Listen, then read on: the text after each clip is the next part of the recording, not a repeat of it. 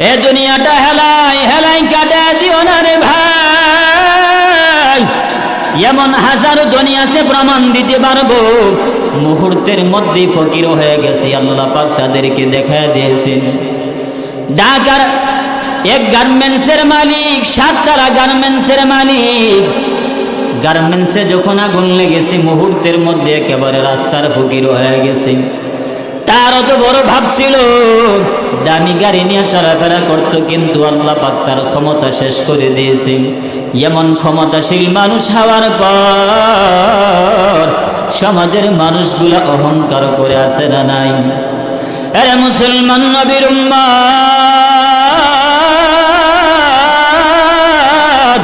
এজন্য আল্লাহ জানায় দেন আমি আল্লাহ রমজানের রোজা ফরজ করেছি শুধুমাত্র তোমাদের তাকওয়ার জন্য।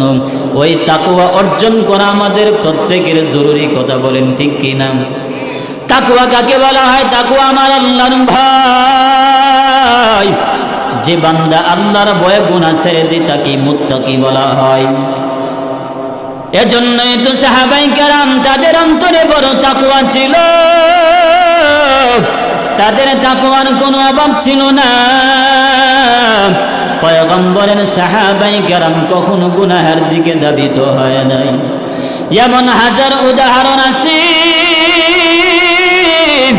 শুধুমাত্র আল্লাহর ভয়, জাহান্নামের ভয়, জান্নাতের আশায় শুধুমাত্র আল্লাহর গোলামি করেছেন। এমন হাজার উদাহরণ আপনাকে শোনাইতে পারব। বাংলাদেশের এমন বুজুর্গ আছে যারা মাত্র আল্লাহর ভয়ে গুনাহের দিকে দৌড়াই নাই। আরে মুসলমান নবীর উম্মতের দল খাজা মুঈনুদ্দিন চিশতি আজমিরি, ওই শাহজালাল মুজাররদিয়া বানি রহমাতুল্লাহি আলাইহি, তাদের এত পাওয়ার, তাদের এত আধ্যাত্মিক ক্ষমতা আল্লাহ পাক কেন দিয়েছিলেন? শুধুমাত্র একমাত্র কারণ তারা মুত্তাকি ছিল, তারা আল্লাহর প্রতি আস্থা আর বিশ্বাস ছিল। শাহজালাল মুজাররদিয়া বানি আল্লাহু আকবারের ধ্বনি দিয়েছে, ওই গৌর গোবিন্দের প্রাসাদগুলি ভেঙে চুরমার হয়ে গিয়েছে। কারণ মুত্তাকি আল্লাহওয়ালা আল্লাহর কাছে এমন প্রিয় হয়, আল্লাহর কাছে যা চাই সঙ্গে সঙ্গে আল্লাহ তাআলা দুনিয়াতে সব আশাগুলি পূরণ করে দেয়। এর নবীর উম্মতের দল, এজন্য মুত্তাকি আমরা হতে হবে। আল্লাহ পাকের ভয় আমাদের অন্তরে ঢুকাইতে হবে। যদি আল্লাহর ভয় ঢুকাইতে পারি, মুত্তাকি যদি হতে পারি, আল্লাহ জানায় দেন মুত্তাকির 1 নাম্বার পুরস্কার হলো আমি আল্লাহ মুত্তাকিদেরকে বিনা হিসাবে জান্নাতের মেহমান বানায়া দিব। আল্লাহ আল্লাহ ক্যা মুবারক নাম হ্যায়, আল্লাহ আল্লাহ আশিকু কা কাম হ্যায়, আল্লাহ আল্লাহ ইচে শিরিন স্তনাম শিরে সাকর মিকুনত জানম তামাম। ও তুই এই দুনিয়ার মায়া পরে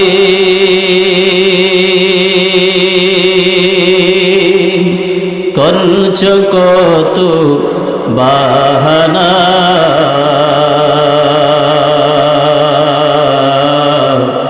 এই যে নই তোরা আসল বাড়ি, কবর যে তোরা আসল ঠিকানা।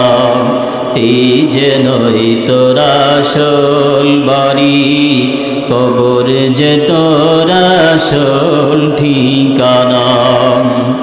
পূর্বপুরুষ যারাই ছিল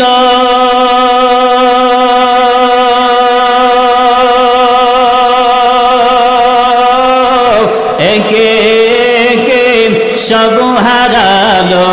পূর্বপুরুষ যারাই ছিল একে একে সব হারালো।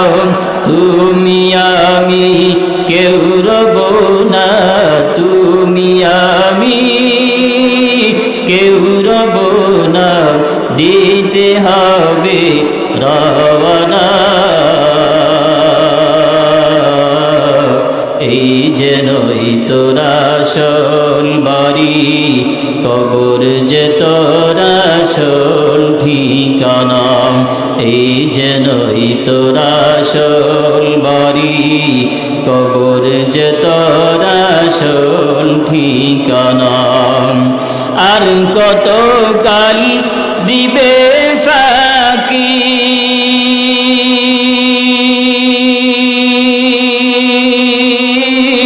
বেশি দিন আর নয় যে বাকি। আর কত কাল দিবে ফাঁকি, বেশি দিন আর নয় যে বাকি। মরণ তুমাই লইবে গিরি, আজরাইল তো লইবে গিরি, শুনবে না তো আর মানা। এই যেনই তোরা আসল বাড়ি, কবর যে তোরা আসল ঠিকানা। এই যেনই তোরা আসল বাড়ি, কবর যে তোরা আসল ঠিকানা। এই যেনই তোরা আসল বাড়ি, কবর যে তোরা আসল ঠিকানা। सूरज ने दिया अपने शुआ उनको ये पैगाम, दुनिया है अजब चीज, कभी सुबह कभी शाम। दुनिया है अजब चीज, कभी सुबह कभी शाम। दुनिया में हो दुनिया का तलबगार नहीं हो, दुनिया में हो दुनिया का तलबगार नहीं हो। बाजार से गुजर हो खरीदार नहीं हो, बाजार से गुजर हो खरीदार नहीं हो। मैं सूरत यूसुफ को नहीं चाहने वाला, मैं सूरत यूसुफ को नहीं चाहने वाला।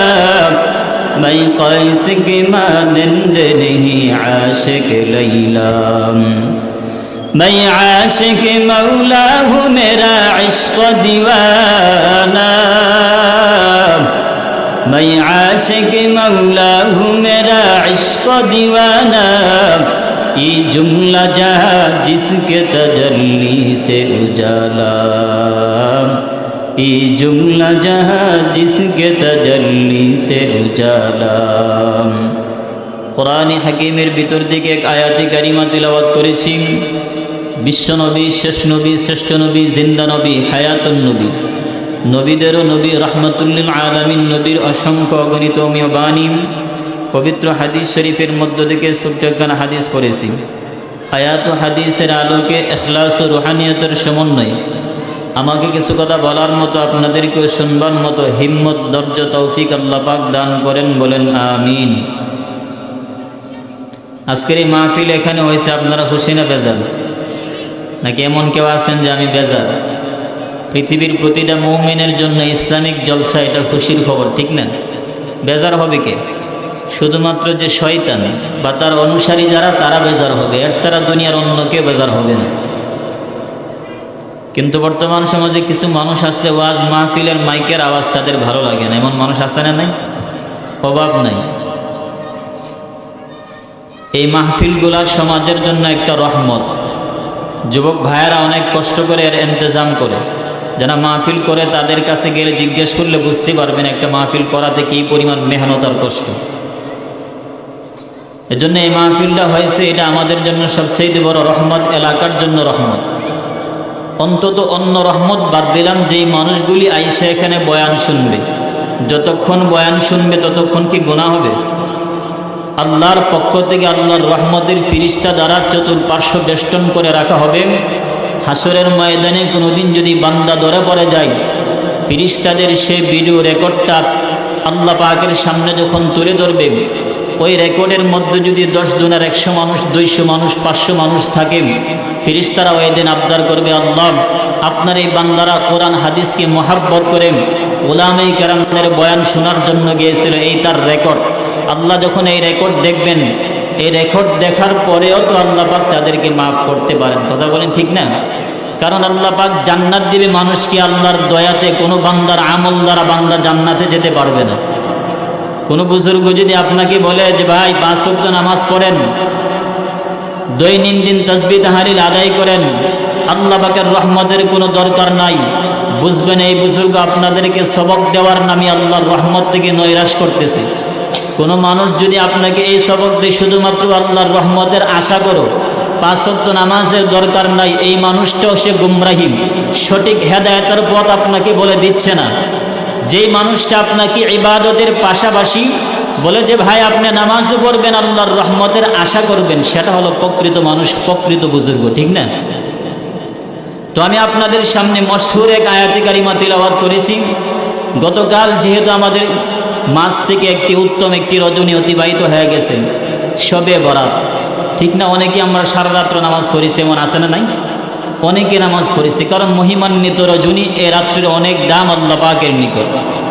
সামনে আমাদের সামনে পবিত্র মাহে রমজান আসতেছে। এ রমজানের প্রস্তুতি আমরা কিভাবে নিব?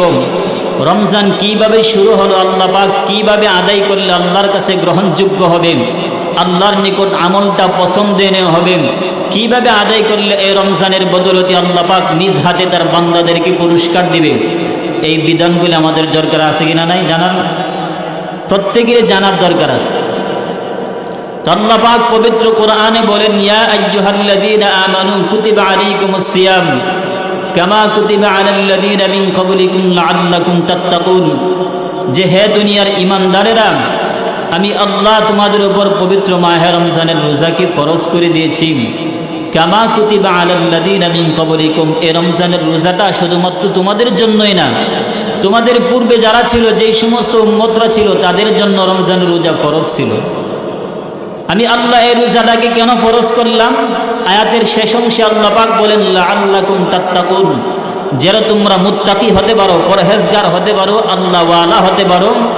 এই রোজা রাখার বদলেতে যেন আমি আল্লাহর সন্তুষ্টি অর্জন করতে পারো, শুধুমাত্র এই জন্যই আমি আল্লাহ তোমাদেরকে রোজা তোমাদের জন্য ফরজ করে দিয়েছি।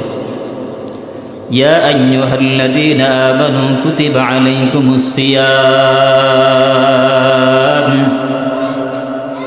কামা কুতিবা আলাল্লাযীনা মিন ক্বাবলিকুম লাআল্লাকুম তাত্তাকুন।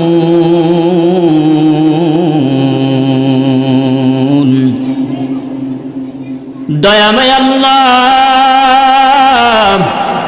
যিনি আসমানের মালিক, জমিনের মালিক, ওই আল্লাহ ডেকে বলেন, হে দুনিয়ার ইমানদারের দল, আমি আল্লাহ তোমাদের উপরে রমজানের রোজাকে ফরজ করে দিলাম। বান্দা যদি মনে মনে ভাবো শুধুমাত্র তোমাদের উপরে রোজা ফরজ করলাম না, শুধুমাত্র তোমাদের জন্য রমজানের রোজা ফরজ করি নাই আমি আল্লাহ, বরঞ্চ মুহাম্মাদের উম্মতের আগে অন্যান্য নবীর উম্মতদের উপরে আমি আল্লাহ রোজা ফরজ করেছিলাম। এই রোজা আমি আল্লাহ কেন ফরজ করেছি জানো? শুধুমাত্র তোমাদের উপকারের জন্য, তোমাদের ফায়দার জন্য, তোমাদের লাভের জন্য আমি আল্লাহর কোনো লাভ হবে না। বান্দা রমজানের 30টা রোজা যদি তুমি রাখো, আমি আল্লাহর ক্ষমতা কোনো দিক দিয়ে কমবে না। যদি বান্দা 30টা রোজা তুমি না রাখো, দুনিয়ার কোনো মানুষ আমি আল্লাহর ক্ষমতা কমাতেও পারবে না। যদি পরিপূর্ণ রোজাগুলি রাখো, তারপর আমি আল্লাহর ক্ষমতা বৃদ্ধি পাবে না। বান্দা শুধুমাত্র তোমার উপকারের জন্য, যাতে তুমি মুত্তাকি হতে পারো, পরহেজগার হতে পারো। প্রতিটা মানুষের জন্য মুত্তাকি হওয়া বড় প্রয়োজন। বাজান, আজকাল নামাজি পাওয়া যায় কিন্তু মুত্তাকি পাওয়া যায় না, এমন আছে না নাই? মুত্তাকি কাকে বলা হয়? যার হৃদয়টা আল্লাহর ভয়ে জাহান্নামের ভয়ে বড় কাতর, যার হৃদয়টা আল্লাহর ভয়ে কান্না করে, ওই লোকটা হলো মুত্তাকি। আর যে বান্দা মুত্তাকি হবে, আল্লাহ বলেন আমার ওই বান্দার দ্বারা কখনো গুনাহের কাজ হবে না। আল্লাহ জানায় দেন, রমজানের রোজা ফরজ করলাম শুধুমাত্র আমার বান্দা যেন মুত্তাকি হতে পারে। এই মুত্তাকি হওয়ার জন্য রমজানের রোজা ফরজ করলাম। বান্দা মুত্তাকি হওয়া বান্দার গুণ, মুত্তাকি হওয়া আমি আল্লাহর কোন গুণ না। এজন্য রমজানের রোজা যদি বান্দা রাখো, আমি আল্লাহর কোনো লাভ হবে না, বান্দা তোমারই লাভ হবে। এরে মায়ার নবীর উম্মতের দল,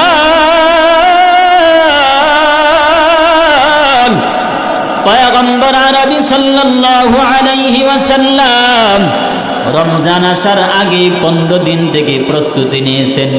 শাবান মাসে আমার পয়গম্বর 15টা রোজা রেখেছেন, 15টা রোজা। রমজানের প্রস্তুতি স্বরূপ আমার পয়গম্বর 15টা রোজা রেখেছেন, যাতে করে রমজানের রোজাগুলির প্রস্তুতি নিতে পারেন, কষ্ট যাতে না হয়। কিন্তু আমরা সমাজের মানুষ রমজানের রোজাই তো রাখি না, আবার রমজানের প্রস্তুতি কিভাবে নিব? ওই রোজা রাখার প্রতি আমাদের কোনো মায়া মহাব্বত নাই, ভালোবাসা নাই। এমন যুবক সন্তান আছে, রমজান মাস যখন চলে আসে, অনেকে দেখা যায় হুজুর হুজুর যদি বলে ভাই আপনি কেন রোজা রাখেন না, আপনার ব্যাপারে শুনি আপনি নাকি রোজা রাখেন না।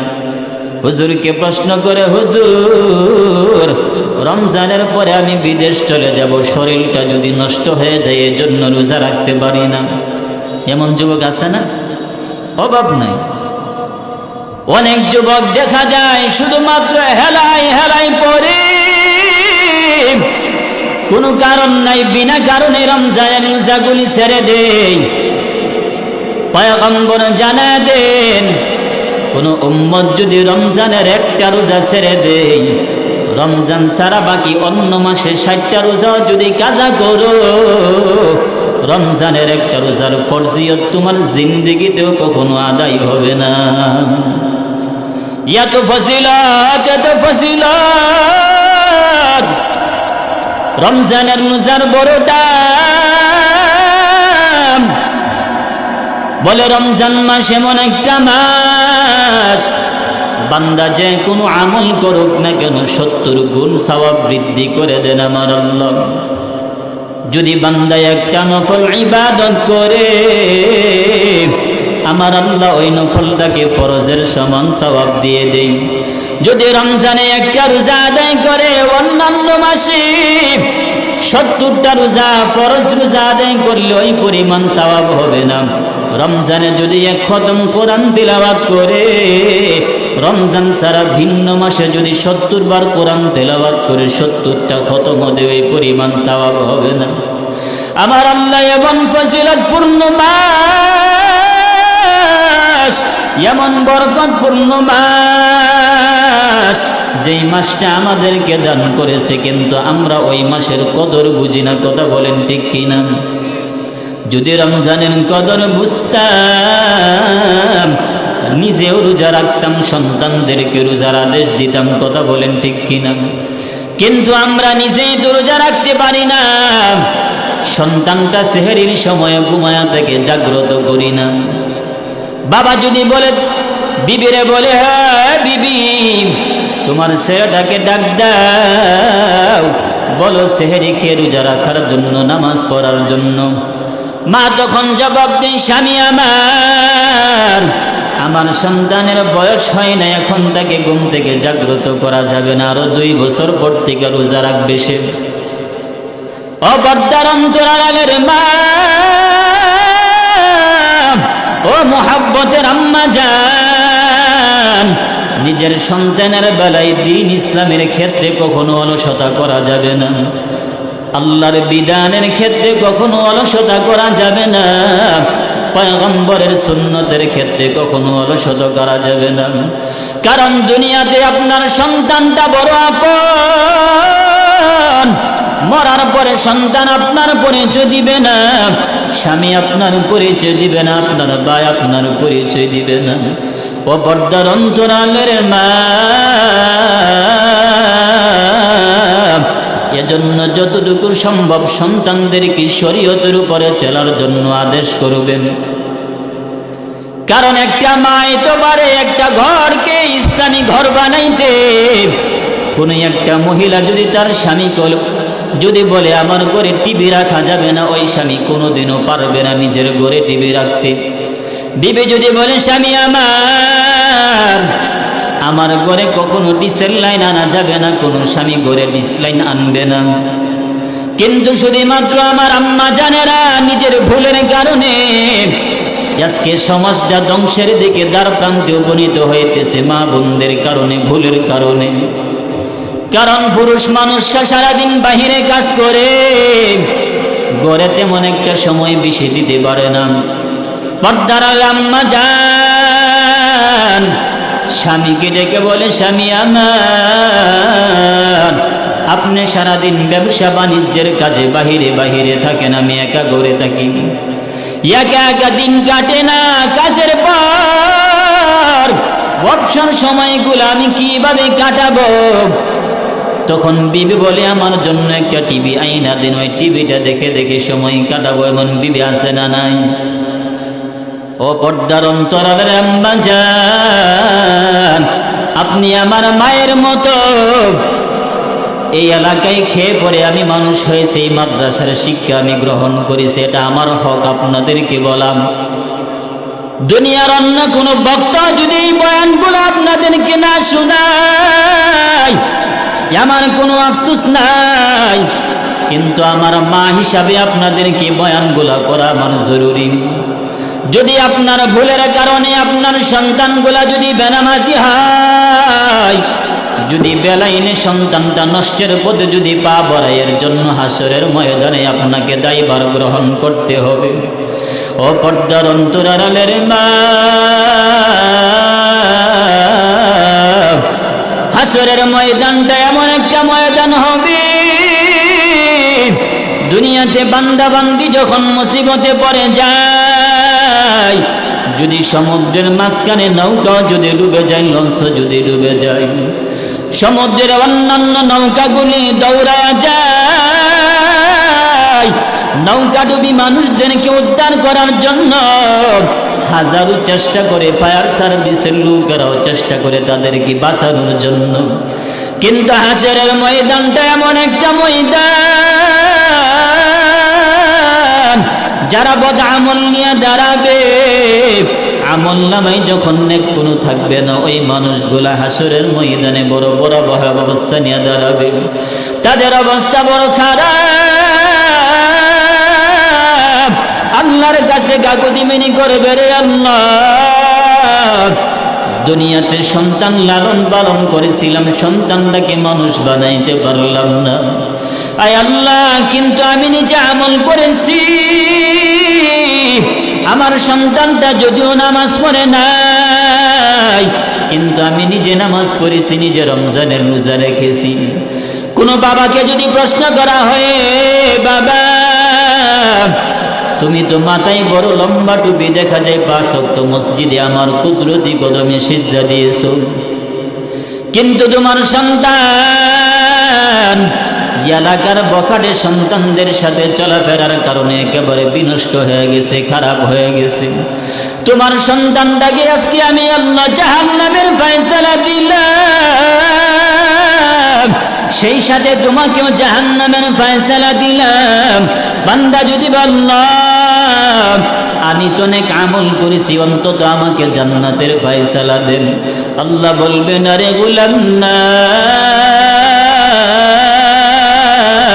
শুধুমাত্র তুমি নেক আমল করলে কোনো কাজ হবে না।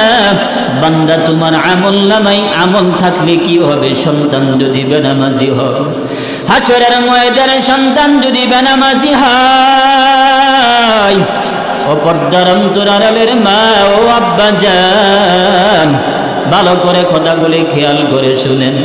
আমার পয়গম্বর জানা দেন, কোন সন্তান যদি জাহান্নামের ফয়সালার অধিকারী হয়ে যায়, আল্লাহ পাক যদি কোন সন্তানকে জাহান্নামে দিয়ে দেন, ওই সময় সন্তান আল্লাহর কাছে আবদার করবে, রে আল্লাহ,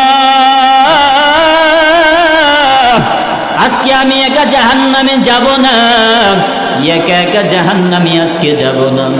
আল্লাহ বলে, কি করতে চাও? সন্তান তখন ডেকে বলবে, রে আল্লাহ, আমার মা বাবা কোথায়? আমার মা বাবাকে বের করে এনে দাও, জাহান্নামের সামনে তাদেরকে শুয়া দাও। আমি সন্তান তাদের বুকে পাড়া দিয়ে জাহান্নামে যাব। আমার মনের আশাটা পূরণ করে আজকে আমি জাহান্নামে যাব। এরা দয়ার মালিক আল্লাহ, আমি নামাজ পড়ি নাই, আমার বাবা কখনো নামাজের জন্য বলে নাই। ফজরের আজান যখন মুয়াজ্জিন আল্লাহু আকবারের ধ্বনি দিত, আমার বাবা নিজে ঘুম থেকে জাগছে, আমাকে ঘুম থেকে জাগায় নাই। আরে দয়ার মালিক আল্লাহ, আমার মা নামাজ পড়েছে কিন্তু আমাকে নামাজের জন্য জাগায় নাই। আয় আল্লাহ, আজকে আমি জাহান্নামে যাব, কিন্তু আমার মা বাবাকে জাহান্নামে শুয়ায়া দাও, তাদের বুকের উপর পাড়া দিয়ে আমি আজকে জাহান্নামে যেতে চাই। আল্লাহ বলবে, বান্দা যাও, তাদেরকে তোমার সামনে শুয়ায়া দিলাম, তাদের বুকের উপর পাড়া দিয়ে তুমি আজকে জাহান্নামে যাও। এমন ভয়ানক পরিস্থিতি হবে। এজন্যই তো আল্লাহ রমজানের ফরজ রোজা ফরজ করেছেন, মানুষ যেন মুত্তাকি হতে পারে, পরহেজগার হতে পারে, আল্লাহওয়ালা যেন হতে পারে।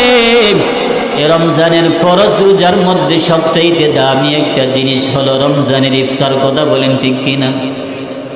এই ইফতার এমন একটা দামি জিনিস, অনেকে ইফতারের কদর বুঝে কিন্তু নিজে দামি দামি ইফতার করে, পার্শ্ববর্তী গরিব মানুষটা পানি খেয়ে ইফতার করেছে তার কোনো খবর রাখে না। সমাজের বৃত্তশালী মানুষ, টাকা পয়সার অভাব নাই, দামি দামি খাবার খেয়ে রোজা রাখতে পারে, দামি দামি খাবার খেয়ে রোজা ভাঙতে পারে। ইফতারের সময় বড় আয়োজন, কিন্তু তোমার পার্শ্ববর্তী বাইটা না খেয়ে যদি রোজা রাখে, পার্শ্ববর্তী বাইটা না খেয়ে যদি ইফতারি করতে হয়, তোমার এই রোজা কোনো কাজে আসবে না। ও হাজী সাহেব, ভালো করে কথাগুলি শুনেন, মনে মনে ভাবেন আমার নেক আমলের কোনো প্রয়োজন নাই। দুনিয়াতে নেক আমল বহু করেছি, পার্শ্ববর্তী মানুষদেরকে কেন ইফতারি দিতে হবে? নিজে ভালো বলে ইফতার খেয়ে রোজা রাখবো না, না কোনো কাজে আসবে না। ছোট্ট একটা ঘটনা আপনাদেরকে শোনাই। এক আল্লাহর বান্দা, দরিদ্র মানুষ, টাকা পয়সা বলতে তার কিছু নাই, বড় অসহায়, একেবারে মিসকিন মানুষ, কিন্তু তার দিলে বড় তাকওয়া, বড় আল্লাহর ভয়, আল্লাহ তাআলার বড় ভয় অন্তরে নিয়ে বান্দা চলে।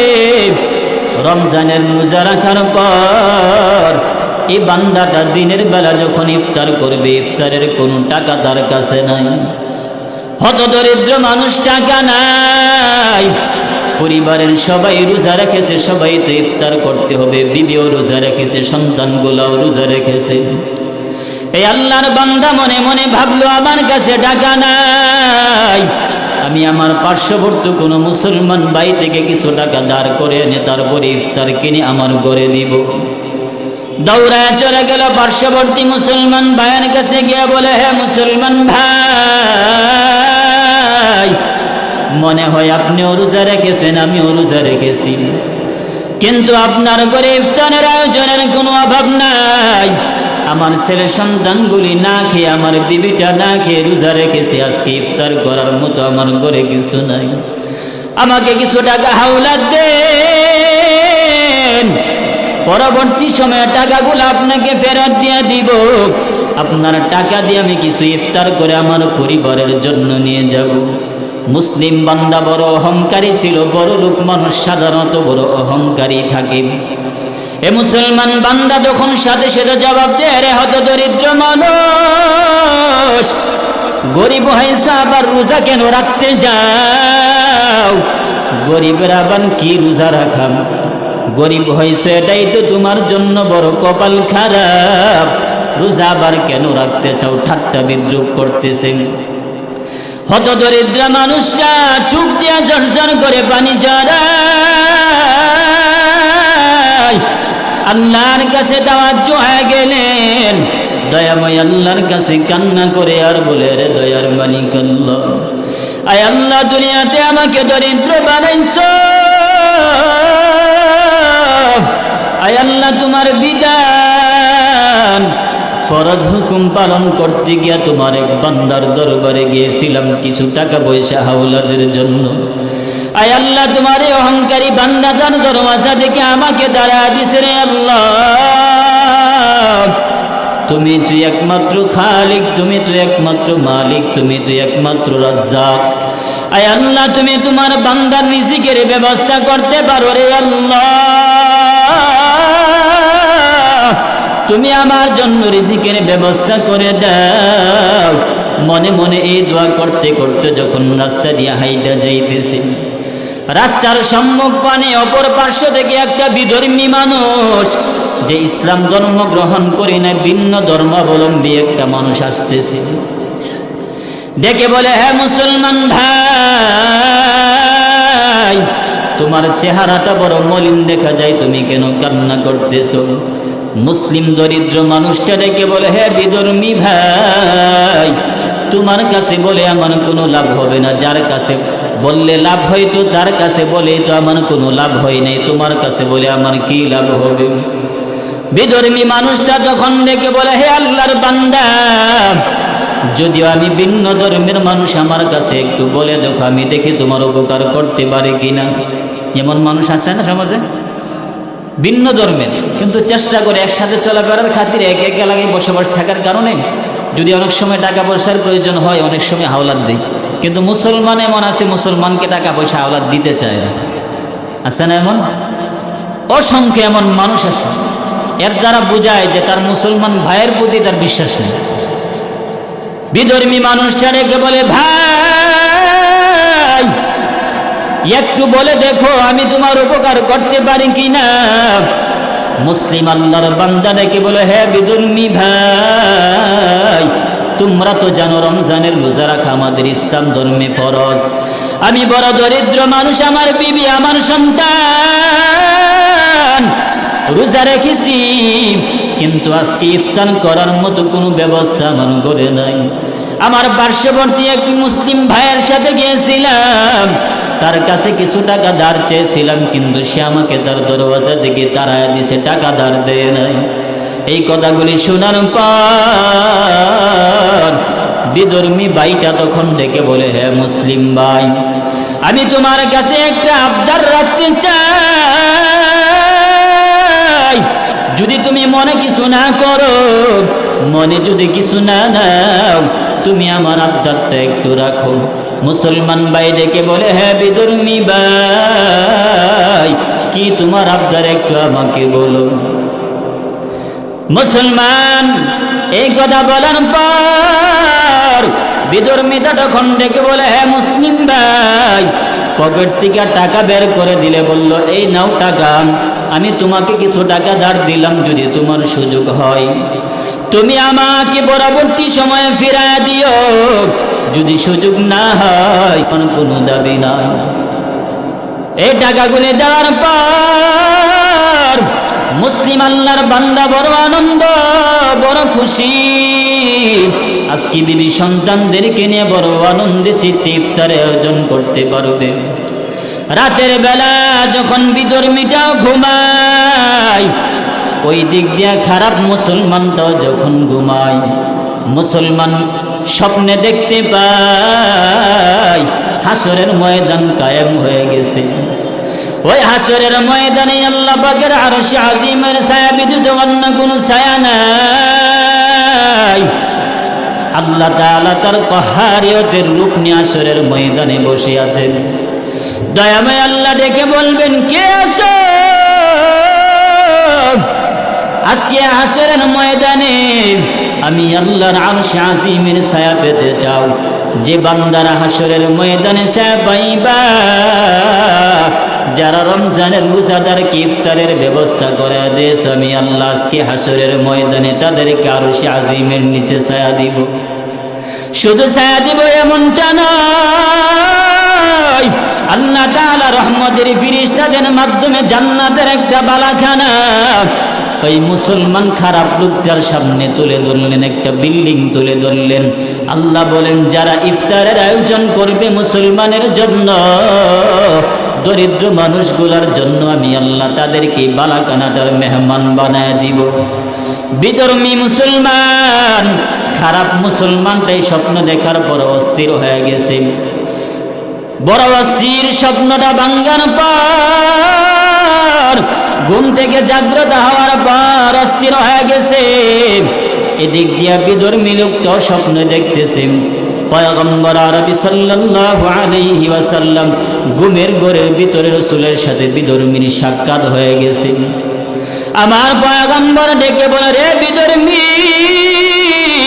তোর মতো মানুষ আমার নবীর কালিমা না পড়ে থাকতে পারে না, কারণ তোর চল চালনে দেখা যায় তোকে আল্লাহ তাআলা হেদায়েতের নূর তোর অন্তরে ঢেলে দিয়েছে। আমি পয়গম্বর স্বপ্ন যুগে তোকে কালিমা পড়ে মুসলমান বানায়া, জান্নাতের মেহমান বানায়া, আল্লাহ পাকের ওই জান্নাতের বালাখানার মেহমান বানানোর জন্য এসেছি। দুনিয়ার অন্য কোনো মানুষের জন্য এই বালাখানা না, এই বালাখানাটা শুধুমাত্র তোর জন্য। তুই আমার হাতে হাত রেখে কালিমা পড়ে মুসলমান হ।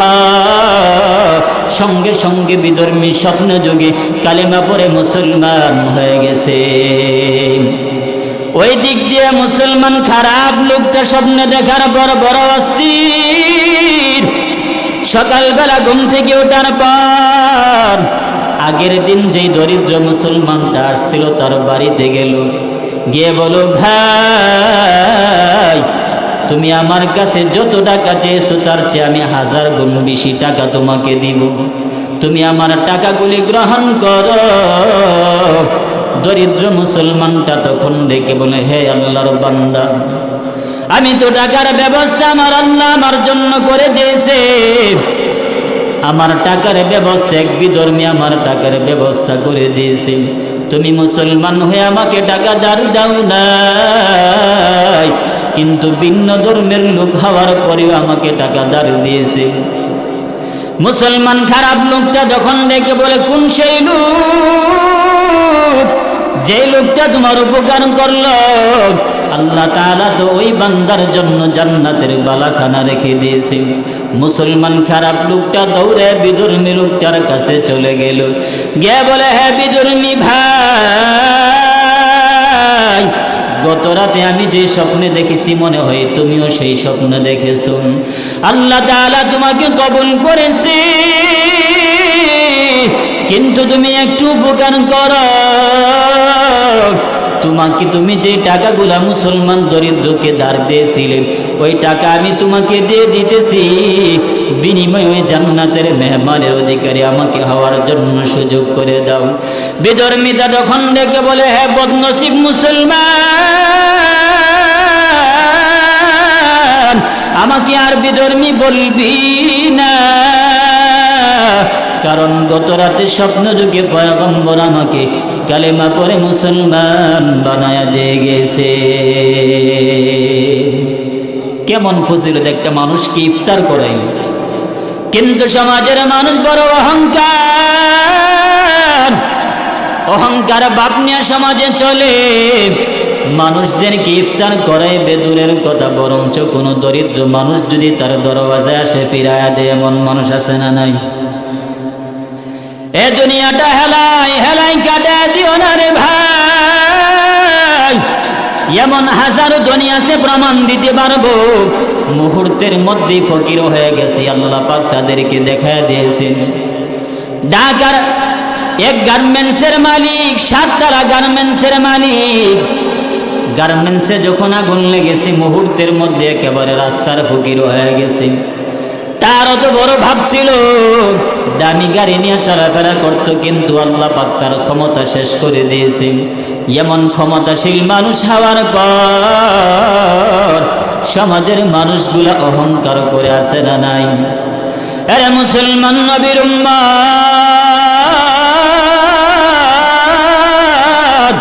এজন্য আল্লাহ জানায় দেন আমি আল্লাহ রমজানের রোজা ফরজ করেছি শুধুমাত্র তোমাদের তাকওয়ার জন্য। ওই তাকওয়া অর্জন করা আমাদের প্রত্যেকের জরুরি, কথা বলেন ঠিক কিনা? তাকওয়া কাকে বলা হয়? তাকওয়া আমার আল্লাহর ভয়। যে বান্দা আল্লাহর ভয়ে গুনাহ ছেড়ে দেয় তাকে মুত্তাকি বলা হয়। এজন্যই তো সাহাবায়ে কেরাম তাদের অন্তরে বড় তাকওয়া ছিল, তাদের তাকওয়ার কোনো অভাব ছিল না। পয়গম্বরের সাহাবায়ে কেরাম কখনো গুনাহের দিকে ধাবিত হয় নাই। এমন হাজার উদাহরণ আছে। শুধুমাত্র আল্লাহর ভয়, জাহান্নামের ভয়, জান্নাতের আশায় শুধুমাত্র আল্লাহর গোলামি করেছেন। এমন হাজার উদাহরণ আপনাকে শোনাইতে পারব। বাংলাদেশের এমন বুজুর্গ আছে যারা মাত্র আল্লাহর ভয়ে গুনাহের দিকে দৌড়াই নাই। আরে মুসলমান নবীর উম্মতের দল খাজা মুঈনুদ্দিন চিশতি আজমিরি, ওই শাহজালাল মুজাররদিয়া বানি রহমাতুল্লাহি আলাইহি, তাদের এত পাওয়ার, তাদের এত আধ্যাত্মিক ক্ষমতা আল্লাহ পাক কেন দিয়েছিলেন? শুধুমাত্র একমাত্র কারণ তারা মুত্তাকি ছিল, তারা আল্লাহর প্রতি আস্থা আর বিশ্বাস ছিল। শাহজালাল মুজাররদিয়া বানি আল্লাহু আকবারের ধ্বনি দিয়েছে, ওই গৌর গোবিন্দের প্রাসাদগুলি ভেঙে চুরমার হয়ে গিয়েছে। কারণ মুত্তাকি আল্লাহওয়ালা আল্লাহর কাছে এমন প্রিয় হয়, আল্লাহর কাছে যা চাই সঙ্গে সঙ্গে আল্লাহ তাআলা দুনিয়াতে সব আশাগুলি পূরণ করে দেয়। এর নবীর উম্মতের দল, এজন্য মুত্তাকি আমরা হতে হবে। আল্লাহ পাকের ভয় আমাদের অন্তরে ঢুকাইতে হবে। যদি আল্লাহর ভয় ঢুকাইতে পারি, মুত্তাকি যদি হতে পারি, আল্লাহ জানায় দেন মুত্তাকির 1 নাম্বার পুরস্কার হলো আমি আল্লাহ মুত্তাকিদেরকে বিনা হিসাবে জান্নাতের মেহমান বানায়া দিব। আল্লাহ আল্লাহ ক্যা মুবারক নাম হ্যায়, अल्लाह अल्लाह आशिकों का काम है। अल्लाह अल्लाह इचे शिरीन स्तुनाम शिरे शाकर मिकुनत जानम तमाम। मुत्ताकी बड़ प्रयोजन। मुत्ताकी हওয়ার একমাত্র মাধ্যম হলো রোজা। রোজাটা আল্লাহর কাছে এমন পছন্দ, দুনিয়াতে আপনি নামাজ আদায় করেন, নামাজের সওয়াব ফেরেশতারা লিখে রাখবে। দুনিয়াতে যদি হজ আদায় করেন, হজের সওয়াব ফেরেশতারা লিখে রাখবে। যদি দুনিয়াতে যাকাত দেন, যাকাতের সওয়াবগুলি ফেরেশতারা লিখে রাখবে। কিন্তু রমজান এমন একটা সওয়াব, রমজান এমন একটা ফজিলতপূর্ণ আমল, পয়গম্বর জানায় দেন as-সাওমু লি ওয়া আনা আজজি বি। আমার আল্লাহ জানায় দেন রোজা হলো আমি আল্লাহর জন্য, এর প্রতিদানটা আমি আল্লাহ বান্দাদেরকে নিজ হাতে দিব, ফেরেশতাদের মাধ্যমে এর সওয়াব দিব না।